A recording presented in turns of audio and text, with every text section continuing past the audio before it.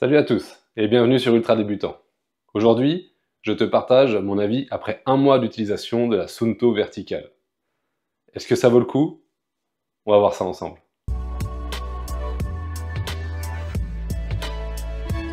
L'autonomie, c'est clairement l'un des gros points forts de cette montre. Avec la version Titanium Solar, on peut atteindre jusqu'à 60 jours d'autonomie en mode quotidien et 85 heures en mode GPS. La recharge solaire peut être un vrai atout pour les longues aventures en extérieur. Je te dis peut-être, parce qu'en ce moment, avec la météo qu'on a, j'ai pas pu vraiment le tester. En tout cas, pour moi, l'autonomie, ça a été un critère principal. Sur mon ancienne montre, la Garmin Forerunner 945, je me suis vu recharger aux alentours du 40-42e kilomètre sur la Saint-Express, et je voulais plus revivre ça dans mes prochaines aventures. Fabriquée en titane avec un écran vert saphir, ce qui va t'éviter d'avoir globalement des rayures, cette montre elle est non seulement élégante, mais aussi robuste. Et avec une résistance jusqu'à 100 mètres de profondeur, tu peux faire globalement toutes les activités. Le GPS, c'est un autre point fort. La Suunto Vertical offre une précision exceptionnelle grâce au support des satellites GNSS, Galileo, et même un mode double fréquence.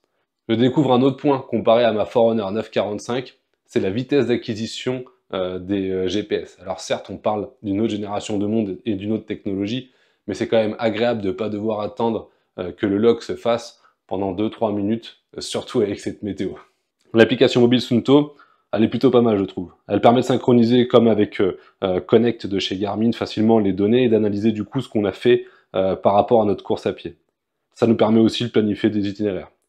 Elle est aussi intuitive, facile à prendre en main, et globalement, je la trouve plus sexy que ce qu'on peut trouver chez Garmin avec Connect. Comparé à des modèles comme la Garmin Enduro 3, la Suunto Vertical reste un petit peu en retrait sur certaines fonctionnalités, notamment sur les données de foulée, équilibre droite-gauche ou le rapport hauteur-longueur que j'avais à l'époque avec ma Garmin, déjà la 945 grâce à la ceinture que je porte. Le rapport matinal est moins complet. Et il y a des petites fonctionnalités personnellement qui vont me manquer. Par exemple, comme le fait d'avoir des alarmes quand tu cours pour faire des fractionnés ou en tout cas que tu dois tenir une certaine allure pour te dire que tu es en dehors de ta plage. Tout est indiqué sur ta montre, mais j'ai aucun retour au niveau d'un casque. Pareil, autre chose qui peut me manquer, quand tu vas faire tes fractionnés, par exemple chez Garmin, que tu dois faire un 30-30 avec 4 fois cette répétition-là, au fur et à mesure de ton fractionné, ça va te mettre 1 sur 4, 2 sur 4, 3 sur 4. Là, Suunto, pas du tout. Si tu n'as pas suivi où t'en es, tu vas être perdu. La Suunto verticale permet de contrôler ta musique, mais la source, et ça c'est un gros point, ça reste obligatoirement ton téléphone. C'est pas aussi pratique qu'un lecteur intégré que tu peux avoir chez tes concurrents. Par exemple, chez Garmin, en fait, tu peux soit mettre du MP3 sur ta montre ou avoir un service Spotify. Et donc, du coup, tu pars courir sans ton téléphone. Et quand bien même là, aujourd'hui, chez Suunto, tu es obligé d'avoir ton téléphone, il va y avoir certaines fonctionnalités que tu vas pas avoir, comme le live track ou l'alerte en cas de chute qui préviendrait par exemple un de tes contacts avec ta position GPS.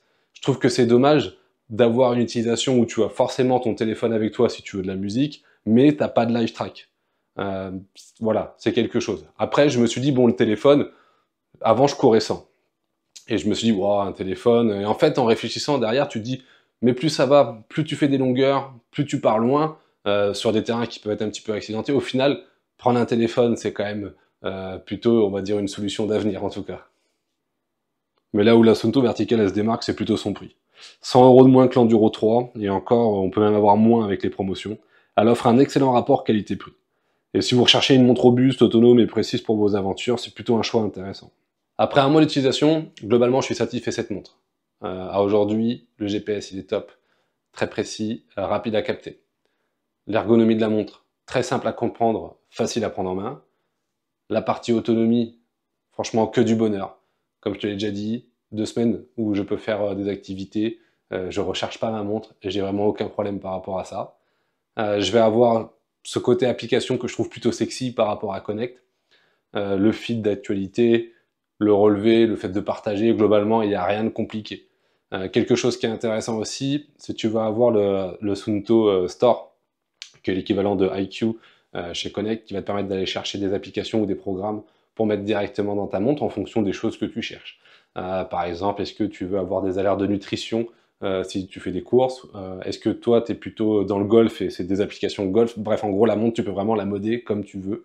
Par rapport à ça, j'ai juste un point noir, c'est que depuis que j'ai cette montre, je n'arrive absolument pas à me connecter pour modifier en gros les écrans.